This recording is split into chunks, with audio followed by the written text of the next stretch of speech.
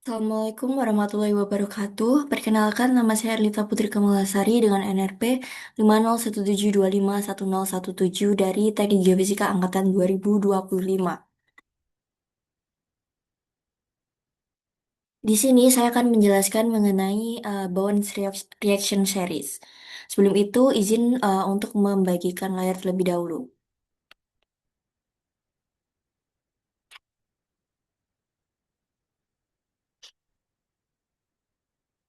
Baik. Jadi sesuai dengan gambar yang telah saya tampilkan, Bound's Reaction Series ini merupakan model yang dikembangkan oleh ahli petrologi Norman L. Bound berdasarkan eksperimen dan observasi pada batuan alami yang menggambarkan urutan kristalisasi mineral-mineral silikat umum dari magma basaltik yang akan mengalami fractional crystallization atau kristalisasi bertahap. Nah, diagram ini itu menunjukkan hubungan antara tiga hal sekaligus, yaitu temperatur di bagian kiri, lalu urutan kristalisasi mineral yang ada di tengah, dan juga jenis komposisi batuan yang terbentuk yang ada pada kolom kanan. Nah, pada bagian yang kiri itu bisa terlihat mengenai temperatur, digambarkan dengan eh, jadi dari high temperatur itu menjadi low temperatur, di mana itu merupakan bagian dari cooling magma yang akan mengarah ke bawah. Nah, itu menunjukkan bahwa magma yang mendingin itu akan mengkristalkan mineral secara berurutan. Mineral dengan temperatur kristalisasi yang paling tinggi itu akan terbentuk pertama di bagian atas, sementara mineral dengan temperatur paling rendah itu terbentuk di bagian bawah.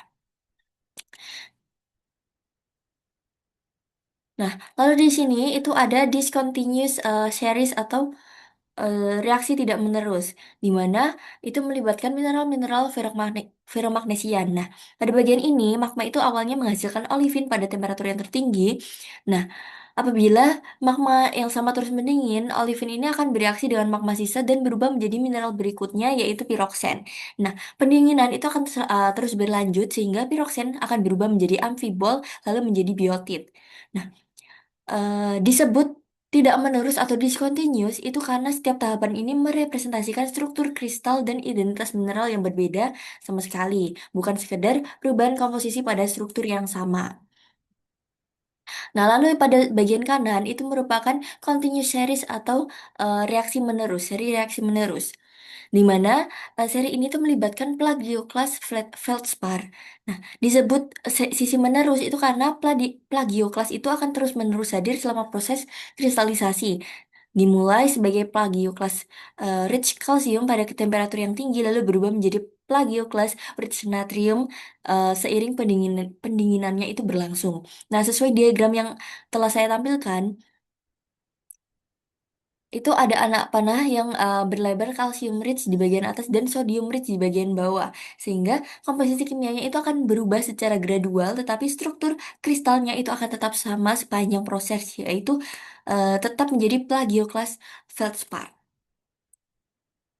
Nah, lalu pada bagian bawah itu nantinya akan bertemu dan bergabung sehingga menghasilkan tiga mineral residu terakhir yang terbentuk pada temperatur yang paling rendah, yaitu feldspar, potasium, mica muscovite, dan juga kuarsa. Nah, pada titik ini magma itu akan menjadi kaya akan potasium, aluminium, dan silikon yang akan berkombinasi membentuk feldspar potasium ataupun ortoklas. Dan apabila tekanan airnya itu cukup tinggi, akan terbentuk pula mineral silikat lembaran yaitu muscovite.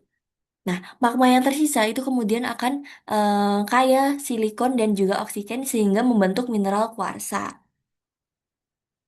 Nah, lalu di bagian kanan yaitu komposisi batuannya itu menunjukkan korelasi antara temperatur kristalisasi dan juga jenis batuan yang dihasilkan. Nah, pada temperatur yang paling tinggi itu akan menghasilkan komposisi ultramafik seperti peridotit ataupun komatit yang didominasi oleh mineral olivin. Lalu eh, pada temperatur tinggi menengah itu akan terbentuk komposisi mafik seperti gabbro atau basalt dan didominasi piroksen dan plagioclase rich calcium. Lalu pada temperatur menengah ke bawah atau rendah akan terbentuk komposisi intermediate seperti diorit atau andesit dan didominasi oleh amfibol dan juga plagioclase pertengahan. Lalu pada temperatur yang paling rendah itu akan terbentuk komposisi felsik seperti granit ataupun riolit dan akan didominasi oleh feldspar, potasium, muskovit dan juga kuarsa. Jadi, dapat saya simpulkan bahwa Bowen's reaction series ini akan menunjukkan bahwa mineral-mineral di bagian atas atau seperti olivine, pyroxene, dan juga plagioclase rich calcium itu akan bersifat mafik atau relatif miskin silika. Sementara mineral-mineral di bagian bawah akan bersifat silisik atau relatif kaya akan silika. Nah, eh, Bowman's Reaction Series ini sangat penting dalam studi batuan beku karena akan memberikan kerangka kerja untuk memahami urutan kristalisasi mineral dari magma yang mendingin dan juga dapat menjelaskan mengapa jenis-jenis batuan beku tertentu dari ultramafic sampai ke felsic itu cenderung memiliki asosiasi mineral yang khas dan dapat diprediksi. Sekian penjelasan dari saya mengenai Bowman's Reaction Series. Apabila ada kurang dan lebihnya, saya mohon maaf yang sebesar-besarnya. Terima kasih sudah menonton. Wassalamualaikum warahmatullahi wabarakatuh.